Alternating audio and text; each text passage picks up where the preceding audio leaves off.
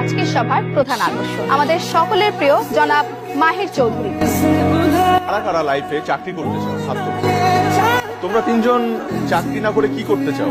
Business. বাকিদেরকে একটা suggestion দেই, তোমরা আজকেই তোমাদের সিভি গুলো এই তিনজনকে দিয়ে রাখো, কারণ একটা সময় এই তিনজনের কাছেই তোমাদের যেতে হবে চাকরির জন্য। আর কিছু বলতে চাই? হ্যাঁ বলো না। আমরা আসলে আপনার সাকসেসের গল্পটা শুনতে চাই। আমার গল্প?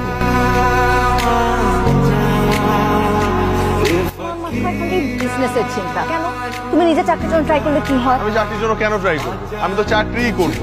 মাহি, লেখাপড়া তো শেষ করছো, এখন কি করবো ভাবছো? কিছু ব্যবসা করবো, করতে হবে। দেখো তোমার যেটা ভালো লাগে সেটা করো।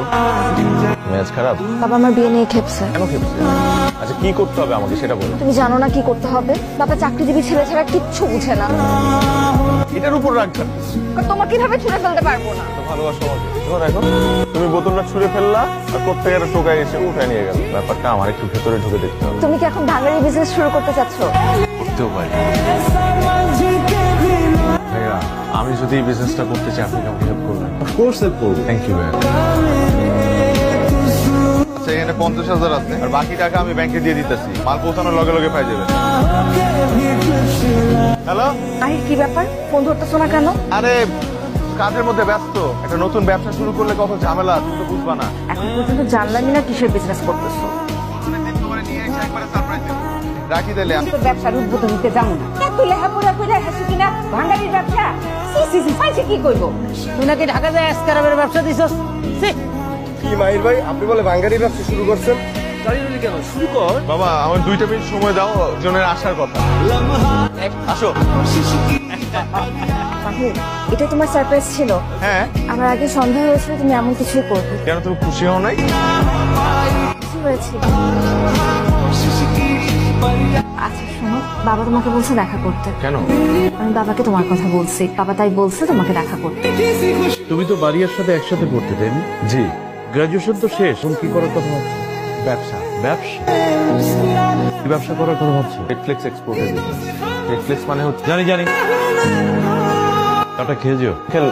শেষ। Thank you mister Yangchi, thank you. Bye bye. কই তুমি?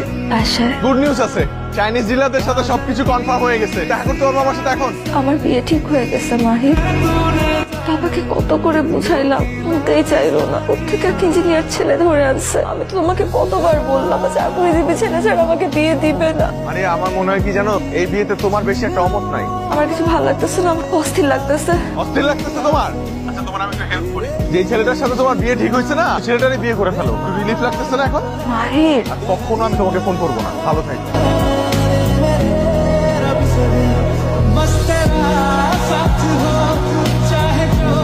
খুব ভালো থাকবে, সুখে থাকবে।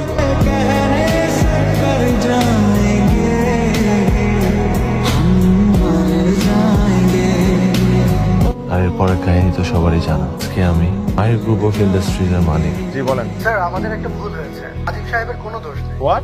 সব চাল চেনেছেন আসলে আমাদের পুরনো শমশের সাহেব। শমশেরই কাজ করেছে। রাইট না ওকে ফায়ার করেন। রাজীবকে আমি কল দিচ্ছি, ওনার সাথে অনেক বড় একটা অন্যায় হয়েছে। দেখো আমি আসলে জানতাম না যে রাজীব। আমি রিয়েলি সরি মারিয়া। আমাদের ছোট একটা মেয়ে আছে, আল্লাহ যেন ওর বাবাকে বাঁচিয়ে দেয়। রাজীবের কিচ্ছু হবে না, ওর যা লাগে ওটা আমি বিয়ে করবো। Thank you. বাবা তোমার সাকসেস দেখে খুব খুশি হয়েছিল। পারলে বাবাকে মাফ করে দিও, আমাকেও।